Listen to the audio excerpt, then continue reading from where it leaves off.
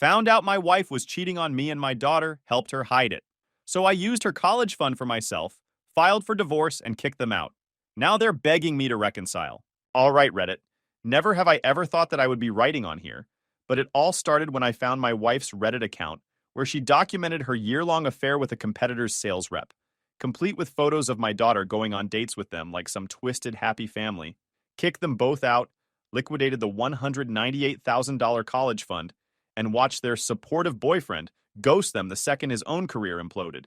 Grab a chair and enjoy the chaos. I, 44 male, married 12 years to Tiffany, 42 female. We have one daughter, Mia, who is 17. The kind of setup that looks perfect on paper. Stable job as operations director. Nice house in the suburbs. Kid pulling straight A's. The dream package. On Tuesday evening, I discovered everything. Tiffany was supposedly at a pharma conference across state. Mia was at her friend Hazel's house. I was home alone when my laptop decided to brick itself mid-presentation. Just black screen, wouldn't restart, completely dead. Great. I had to present this logistics optimization proposal at 8 a.m. Wednesday. Couldn't wait until morning to fix my laptop. Tiffany's laptop was sitting on the kitchen counter. She'd left it behind because she always traveled with her work-issued tablet for conferences. Her personal laptop just stayed home collecting dust. I grabbed it, opened it up, logged in with the password we'd always shared. Our wedding anniversary, original I know. Pulled up Chrome to access my Google Drive where the presentation was saved. That's when I saw it. Reddit was already open, still logged in, multiple tabs across the top. I wasn't trying to snoop, literally just needed to close the browser and open a fresh window to access my work files. But one of the tab titles caught my eye as I was about to close everything. Update. Told my daughter about my affair partner. She's so supportive. My hand froze on the trackpad.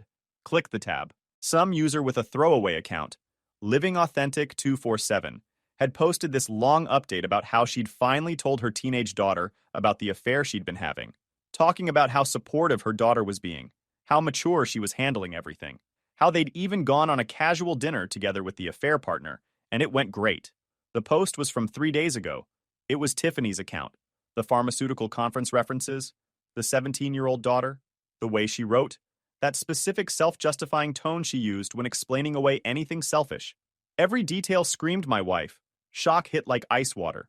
Just sitting there staring at her words describing an affair. My affair. Our marriage was reduced to Reddit fodder. I checked the post history with shaking hands. 3 months of posts, all in relationship and affair subreddits, all talking about her affair partner and how amazing the connection was. How she'd been seeing him for almost a year now. How they'd met at conferences and realized they understood each other in ways their spouses never could. Then I found the posts where she talked about me, called me stable but boring, said I was emotionally unavailable, described me as a placeholder husband, someone who provided security but no passion. One post literally said, "My husband is so clueless he'd never suspect anything," which honestly just proves how checked out he is. Reading your wife call you clueless in a public forum hits different. Then came the posts about Mia, how she'd opened up to her daughter about the affair, how Mia had been so understanding and mature, how her daughter saw that women deserve happiness and shouldn't settle, how they'd bonded over it, how Mia had even agreed to meet the affair partner.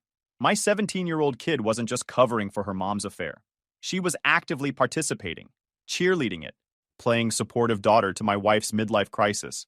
But reading about it wasn't the same as seeing it. I opened Tiffany's photos folder. She always synced her phone photos to her laptop, complained about storage space constantly, but never bothered organizing them properly. Started scrolling. Most recent pictures first. Restaurant shots. Nice places. Tiffany smiling at the camera in dresses I'd never seen. Desserts. The kind of photos you take when you're trying to document something special.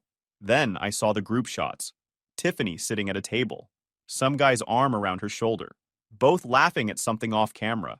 And on the other side of the table, Mia, my daughter. Clear as day. Not in the background. Not accidentally caught. Sitting right there at the table with them. Phone in her hand. Smiling like this was perfectly normal. More photos. Different restaurants. Different dates. Same arrangement. Tiffany, some guy I didn't recognize. And Mia, playing happy family. Going on dates together. Another showed them at a rooftop restaurant. Sunset in the background. Mia taking a selfie with Tiffany and the guy both leaning into frame. Caption on Tiffany's version. Best night with my favorite people. That broke my heart more than anything. My wife is a cheating liar, I can move on from that, but my own flesh is helping her. After everything I've done, I kept scrolling through the photos, found selfies Mia had taken, her and Tiffany at shopping malls with bags from expensive stores I'd never seen receipts for, concert tickets, movie stubs, all dated during times when Mia claimed she was at Hazel's house studying or working her shift at the boutique. The timeline started coming together. Tiffany's late conference nights matched up with charges at restaurants across town. Mia's study sessions lined up with timestamps on photos at restaurants and venues. They'd built an entire parallel life while I sat home alone ordering takeout and catching up on work emails. Found screenshots Tiffany had saved, text conversations between her and Mia planning their next girls' night, code for meeting Biff, messages where Mia suggested restaurants, where she joked about me being clueless, where she called me Dad the doormat and said I deserved what I got for being boring. My own kid. 17 years of coaching her soccer games, helping with homework, teaching her to drive. Reduced to jokes and text messages with her cheating mother. I dug deeper into the Reddit posts. Found one from 2 months ago where Tiffany described a close call. How I'd almost walked in on a video call with Biff. How Mia had distracted me by asking about college applications, while Tiffany quickly ended the call. How they'd laughed about it afterward. Another post detailed how Mia helped pick out lingerie for Tiffany's anniversary trip with Biff. My wedding anniversary. The one where Tiffany claimed she had an emergency work trip. Mia went shopping with her, helped her choose outfits, knew exactly where she was going and who she'd be with. The comments on Tiffany's posts made it worse. Other cheaters praising her for being authentic, telling her she deserved happiness, saying her daughter was mature for supporting her mother's journey. Not one person suggesting maybe blowing up your family and recruiting your kid as an accomplice was messed up. How many conferences had actually been romantic getaways? How many times had Mia stayed late at her friend's house, been code for meeting up with her mom and that guy? How many times had they sat at dinner together laughing while I was home alone, thinking, how can I better their lives? I checked the bank statements more carefully. Found a pattern. Charges at high-end restaurants every Thursday for the past 6 months. Always the same area code on Tiffany's call logs. Always during times when Mia conveniently had evening plans that kept her out late. Pulled up our credit card statements. Found purchases at Victoria's Secret, designer boutiques, jewelry stores, all on days Tiffany claimed she was working late or Mia was supposedly studying. They'd been using our money to fund the affair. My bonuses from work paying for date nights with Biff. By the time the sun came up Wednesday morning, I wasn't sad. I was past that. I was in that cold, crystallized zone where you stop feeling and start planning. Wednesday morning, Tiffany left for work at 7. Kissed me goodbye, said something about another late night for a client dinner. I nodded, smiled, told her to have a good day. Mia came downstairs around 7:30, grabbed a granola bar, barely looked at me. I'm staying at Hazel's tonight. Got a project due. She didn't even glance up from her phone. Just walked out the door like she hadn't been playing Happy Family with my wife and her boyfriend for the past year. The second both of them were gone, I got to work. I started documenting everything. Screenshots of every Reddit post, every photo, every text message I could access. Downloaded everything to a thumb drive, made 3 copies, stashed them in different locations. Then I pulled up our phone records. Family plan, everything visible. Found a Denver area code she'd been calling constantly. Late night calls lasting hours. Calls during her business trips, when she was supposedly too busy to talk to me. Ran the number through one of those reverse lookup sites. Cost me $20. Biff Richardson, sales rep at MedTech Solutions. Competitor company in the same pharma space. That's when the full picture locked into place. My wife had been having an affair with a competitor's sales rep for a year. Not just cheating, potentially sharing industry intel with someone whose job was to undercut her own company. The kind of thing that gets people blacklisted from entire industries. I pulled up Biff's LinkedIn profile, checked his work history. He jumped from company to company every 2 years. Red flag for someone unreliable. His profile bragged about relationship building and strategic partnerships. Bet he built a lot of relationships at conferences. Cross-referenced his conference schedule with Tiffany's. They'd been at 7 of the same events in the past year. Every single one matched up with a spike in phone calls, hotel charges, and restaurant receipts on our accounts. Started with our joint bank accounts. Logged in, pulled 9 months of statements, started highlighting charges. Every hotel that didn't match her official conference schedule. Every restaurant charge for 2 people on nights she claimed to be working alone. Every boutique purchase that screamed dressing up for someone else. I cross-referenced everything against her work calendar that we shared, the one where she marked her conferences and business trips. Started noticing how the actual conference dates never quite lined up with her travel dates. How she'd leave a day early or stay a day late. How the hotels she stayed at weren't the conference hotels. Found receipts for a weekend getaway to Aspen in January. Tiffany had told me it was a last-minute strategy meeting. Checked the hotel name. Luxury ski resort, not business hotel. Googled it. Couples retreat spot. Romantic packages advertised on the website. My money. Funding romantic ski weekends while I stayed home shoveling the driveway. Then I called a divorce attorney. Top-rated family law specialist. Left a message. Got a call back 20 minutes later. Scheduled a consultation for Thursday morning. Spent the rest of Wednesday gathering ammunition. Printed out bank statements, credit card records, screenshots, phone logs. Built a timeline spreadsheet showing every lie, every fake conference, every dollar spent on the affair. By Wednesday night, I had a file folder 3 inches thick. Evidence of systematic deception, financial infidelity, and parental alienation. Everything documented, dated, cross-referenced. Then I sat at the kitchen table drinking coffee and planning the next moves. Thursday morning, I met with the attorney. Spent 2 hours going through everything. He confirmed what I already knew. I had an airtight case. The affair was documented. The financial deception was clear. Mia was nearly 18, so custody wasn't even a factor. You're in a strong position, he said. File for divorce, protect your assets, move forward. She has no leverage here. Thursday afternoon, I prepared. I waited until Thursday evening.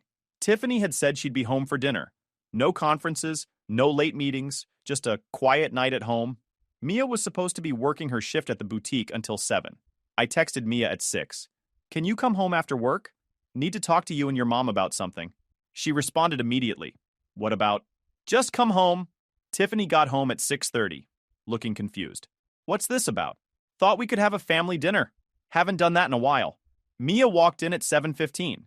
Saw me sitting there, saw the food, immediately got this suspicious look on her face. What's going on? Sit down. I pulled out my phone, opened Reddit, navigated to Tiffany's throwaway account, set the phone down in the middle of the table facing them. So I found your Reddit account. Didn't know you were such a storyteller. Tiffany's face went white, like actual ghost white. The fork stopped halfway to her mouth. Mia looked at the phone, looked at me, went completely still. Been interesting reading, I said. Really got into your post history, the affair stories, the conference meetups, the whole teaching my daughter that women deserve happiness philosophy, quality content. Tiffany set her fork down, hands shaking slightly. Anthony, I also enjoyed the photos. Really captured the romance. Though I gotta say, posting pictures with your daughter visible in the background? Bold choice. Progressive. Mia's face flushed red. Not embarrassed red. Angry red. How long have you been spying on Mom? She snapped. I laughed. Couldn't help it. Spying? Your mom posted this on a public forum. I just happened to find it when I needed to use her laptop. And lucky for me, she documented everything like she wanted to get caught. Tiffany found her voice. You had no right to go through my things. Your public Reddit account? Posted on the internet for anyone to read? You know what I mean. My private life? There's nothing private about posting your affair on Reddit. With details. With our daughter helping you cover it. Mia stood up. Chair scraped loud against the floor. I'm not listening to this. Sit down. Something in my voice made her stop. I didn't yell. Didn't raise my voice. Just said it flat and cold. She sat. You've been going on dates with them, I said, looking at Mia. Sitting at restaurants while your mom plays happy couple with her boyfriend. Covering for her. Lying to me for a year. She deserves to be happy, Mia shot back. You don't even see her anymore.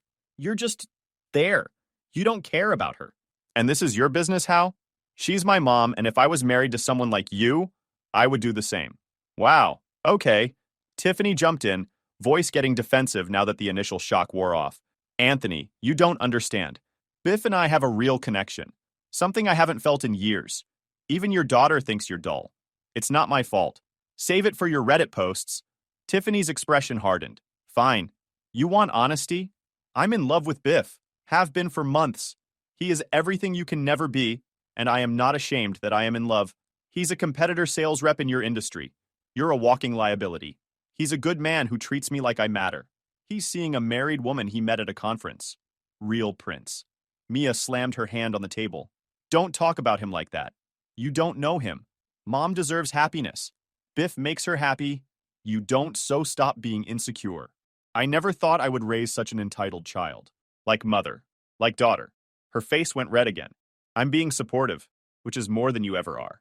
Tiffany stood up, voice getting sharp now. I'm not doing this. I don't owe you explanations. I made my choice. I'm with Biff now. We're building something real. Get out. What? Get out. Both of you. Pack your things and leave. Tonight. Mia laughed. Actually laughed. You're kicking us out? Where are we supposed to go? Not my problem. Maybe Biff's place. Since he's so wonderful and treats your mom like she matters. Tiffany's face went cold. Fine. We'll go to Biff's. He actually cares about me. He'll take care of us. Yeah, I'm sure he's dying to have his married girlfriend and her teenage daughter move in. Very romantic. He loves me, Tiffany said. He'll understand. We don't need you. We'll be fine without a controlling, boring placeholder taking up space. Mia nodded. Biff has money.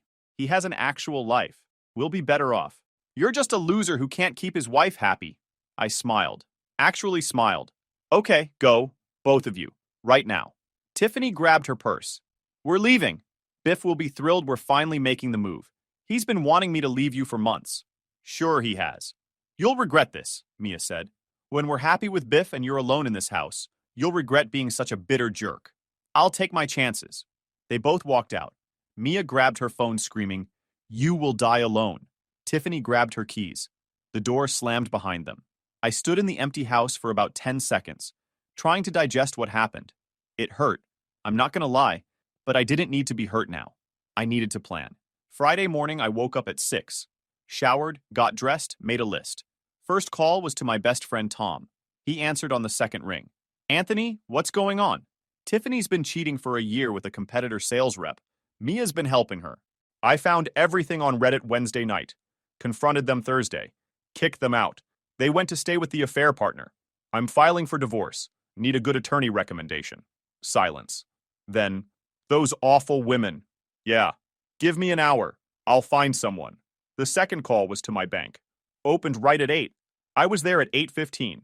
Sat down with the same banker I'd worked with for years. I need to move funds. Her expression stayed professional. What kind of funds? Everything from the joint savings that I contributed from my bonuses. Also need to liquidate my 529 account. The college fund? But your daughter's about to start. Plans changed. She pulled up my accounts. The 529 had $198,000 in it. 17 years of contributions at $200 per paycheck, plus compound growth. All legally mine since I was the account owner. Mia was just the beneficiary designation. Took 40 minutes. Paperwork signed. Money transferred to my personal account.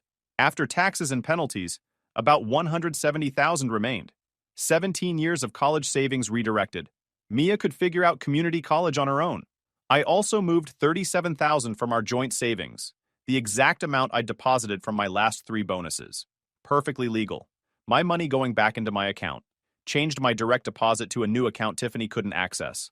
Set up autopay for my truck from the new account. Canceled joint credit cards where I was primary holder. Every move strategic. Every action documented. Called the insurance company. Removed Tiffany from my health insurance effective immediately. Removed her from my life insurance beneficiary. Changed the emergency contact on file from her to Tom. After that, I called work. Told my boss I was going independent as a consultant. Gave 2 weeks' notice. He tried talking me out of it, but I'd already made up my mind. Independent consulting meant better money, flexible schedule, and no corporate politics. Spent Friday afternoon apartment hunting. Found a 2-bedroom place across town. Signed the lease same day. Move-in ready, no baggage, fresh start. By Friday evening, I had a liquidated college fund, my own money secured, a resignation letter submitted, and a new apartment leased. All completely legal, all completely documented. Tom called back around 6. Found you an attorney. Top family law specialist. Expensive but effective. He can see you Monday morning. Perfect. How you doing? Better than them. Saturday morning, my phone started blowing up. Tiffany calling, texting, leaving voicemails. Ignored all of it. I spent Saturday packing. Took everything that was mine. Left everything that was hers. Kept the tools from the garage, all purchased with my money. Kept the decent furniture I'd bought. Left her with the cheap stuff her mother had given us. Disconnected the cable, internet, utilities, all in my name. Scheduled shutoff for Monday. She could figure out her own accounts. Around noon, she called from Mia's phone. Probably thought I'd answer for my daughter. Nope. Finally, she texted from a random number. Biff won't let us stay. Says it's too complicated. We need to come back home. I replied once. No. Another text came through. Please, we have nowhere to go. I made a mistake. Not my problem. What about Mia? She's your daughter. Was my daughter. She made her choice. Now she lives with it. The texts kept coming. I blocked every number she tried. Spent Saturday night in my new empty apartment on an air mattress. Best sleep I'd had in months. Sunday, I went back to the house with Tom. Loaded up his truck with the rest of my stuff. TV, stereo, gym equipment. Took the good cookware. Left her with the scratched pans and mismatched plates. Found Mia's college acceptance letters in her room. MIT summer program. State school honors college. Full ride scholarship offers. All dated before she decided to help destroy our family. Left them on her pillow. Let her see what she'd thrown away. Monday morning, my phone rang around 10 a.m. Tiffany's number. I almost didn't answer, but figured I'd get it over with. Anthony, we need to talk. No, we don't. Yes, we do. I just found out you liquidated Mia's college fund. How could you be so selfish? That money was for your daughter's education. My money. My account. All legal. She's your daughter. How can you punish her like this? She punished herself. Made her choices for a year. Now she lives with them. She's 17 years old. Old enough to help cover an affair. Old enough to lie to my face. Old enough to call me a loser and say she didn't need me. Old enough to deal with consequences. Tiffany's voice cracked slightly. Anthony, please. Biff. Biff said we can't stay with him. He said things moved too fast. He needs space to think. The desperation in her voice ramped up fast after that. She didn't have money for a hotel. I'd taken everything from the joint account, she said, voice shaking. Never mind that it was my bonus money. Legally mine, fully documented. She couldn't afford rent anywhere. The mortgage payment on the house was coming due, and she had no way to pay it. Mia needed tuition money for community college, and they had nothing. I gave her one word. Consequences. She started begging then. Actually begging. Asking for just a few weeks to figure things out. Saying she'd made a mistake with Biff. That the whole affair had been a mistake. That Mia still needed her father regardless of what happened between us. I reminded her that Mia had a father. Past tense. She'd thrown him away. Called him a loser. Said she didn't need him because Biff would take care of everything. I asked how that was working out for them. The crying started. Real sobbing. Not manipulative tears. Actual breaking down panic. She told me she had nothing. No money. No place to stay. She was about to lose her job because the affair had become company gossip. I'd destroyed everything, she said. I corrected her. She'd destroyed everything the moment she decided to cheat, document it online for strangers, and turn our daughter into her accomplice. I was just refusing to clean up the mess. She pivoted back to Mia. What about Mia? You're really going to let your daughter be homeless? I told her Mia was exactly where she'd put herself. Maybe she'd learn something from it. Tiffany called me cruel. I reminded her that she was the one who wanted Biff, who said I was a boring placeholder she didn't need. Now she had exactly what she'd asked for. The desperation in her voice reached a peak. She didn't know what to do, she said. Didn't know where to turn. Biff had said he loved her. Had promised they'd build something real together. I told her he'd lied. Pointed out that a guy willing to see a married woman he met at conferences turned out to be unreliable. Shocking development, really. Who could have possibly seen that coming? She made one more attempt. Said my name like it was a lifeline. Like if she just said it the right way, with enough desperation, I'd fold. I hung up. Blocked her number. Sat there for a minute listening to the silence of my apartment. Not my problem anymore. The next few weeks, I focused on building my consulting business and working with my attorney. Divorce papers filed Monday morning. Simple, straightforward. Irreconcilable differences. No alimony since Tiffany worked. Assets split per state law. Custody wasn't an issue since Mia was 17 and nearly 18. Tom kept me updated on the gossip network. Small industry, word travels. People are talking, he said 2 weeks after I filed. Someone saw Tiffany and Biff together at a conference before everything blew up. Now everyone knows. The affair. The competitor connection. Her Reddit posts somehow got leaked to her company's HR department. That's unfortunate. Gets better. Biff's company found out too. Having an affair with a competitor's rep raises red flags. Information security concerns. Professional judgment questions.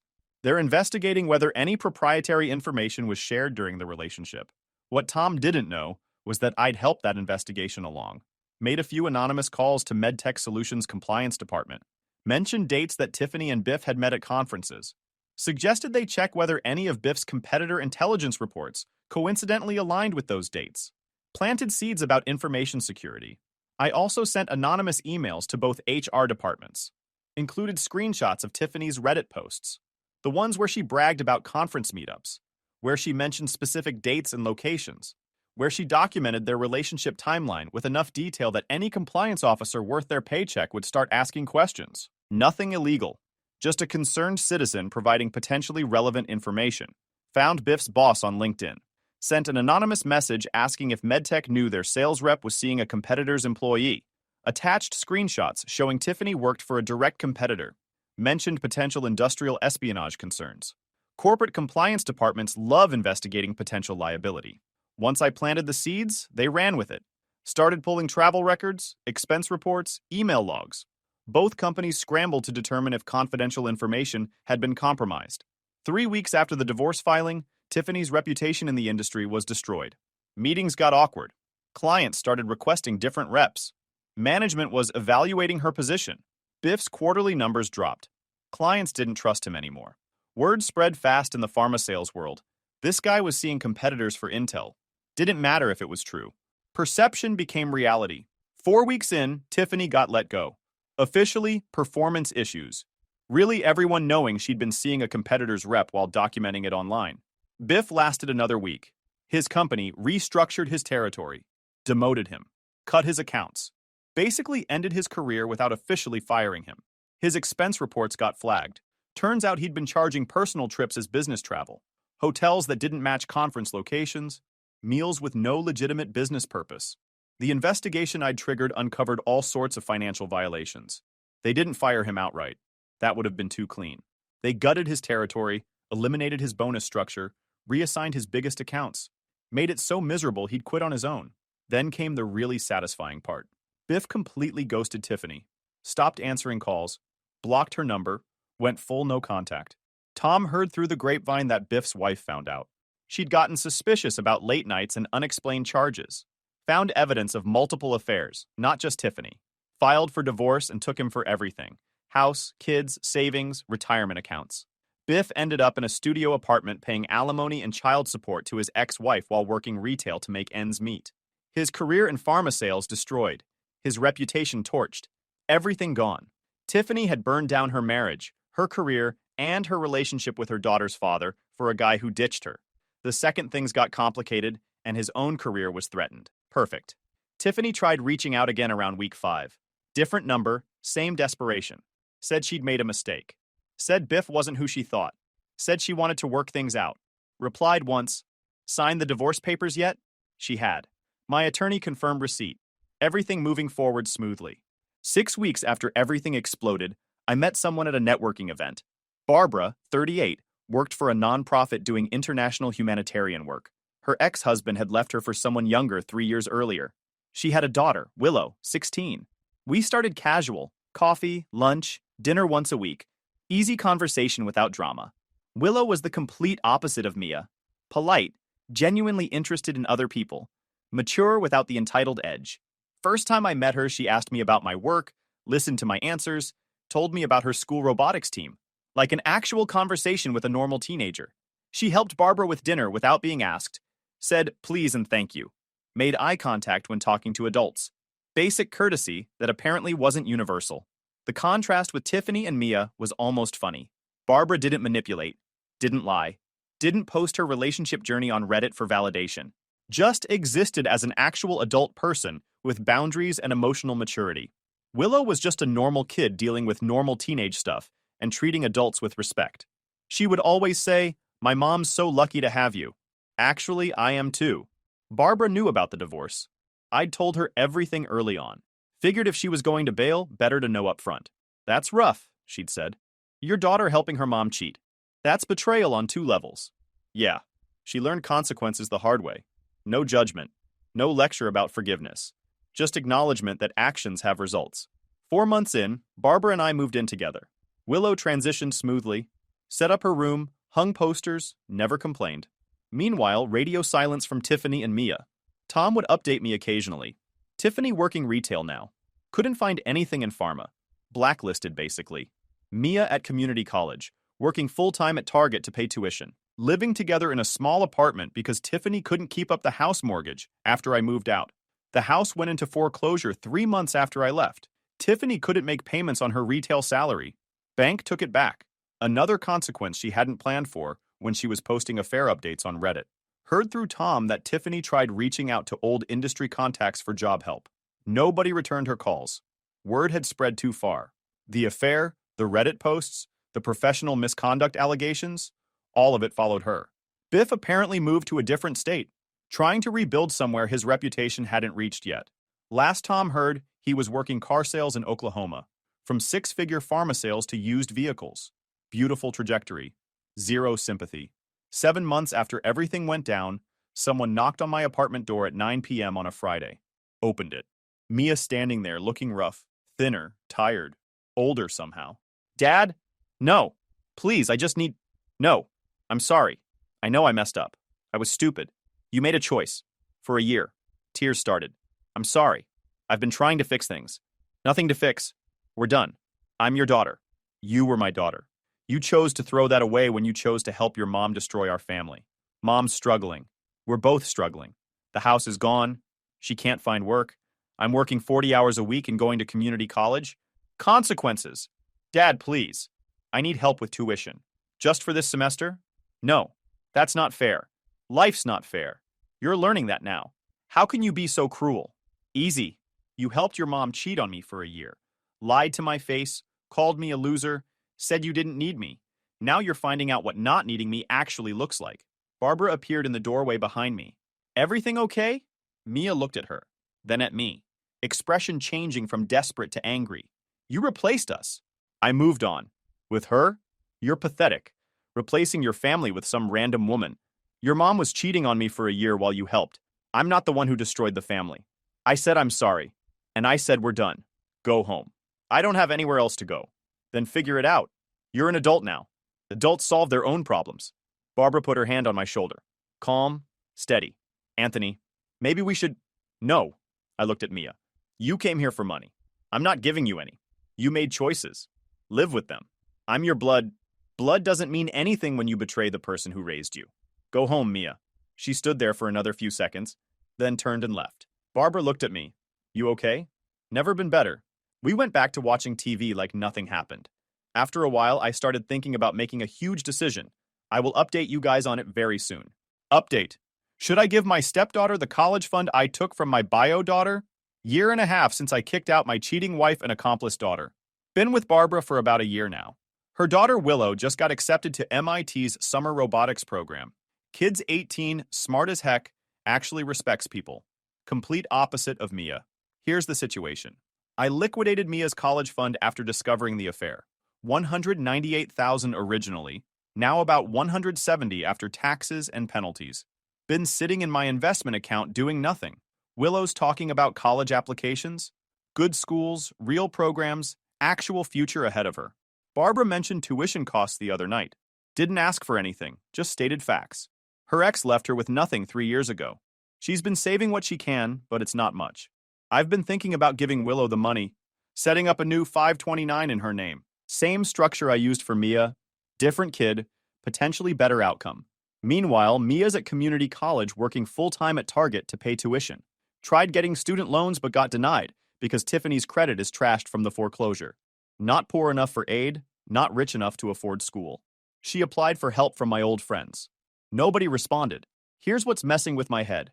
Willow actually shows up, does her homework, treats people with respect, talks to me about robotics like I'm worth listening to, helps with dinner, says thank you. Basic human decency that apparently wasn't possible for my bio daughter. But Mia's still my blood. 17 years of raising her before she helped destroy everything. Tom says most people would feel guilty about cutting off their own kid for a stepdaughter. Part of me thinks consequences matter more than blood. Mia chose to help her mom cheat, called me a loser, said they didn't need me. Willow's building a family instead of destroying one. Other part wonders if I'm being too harsh, if this crosses a line. So I'm asking, would I be wrong to give Willow the fund? Guys, we are so close to hit 100,000 subscribers on this channel. If you are not subscribed to the channel, please consider subscribing. It really helps hit that 100,000 mark. Thanks for making this dream come true.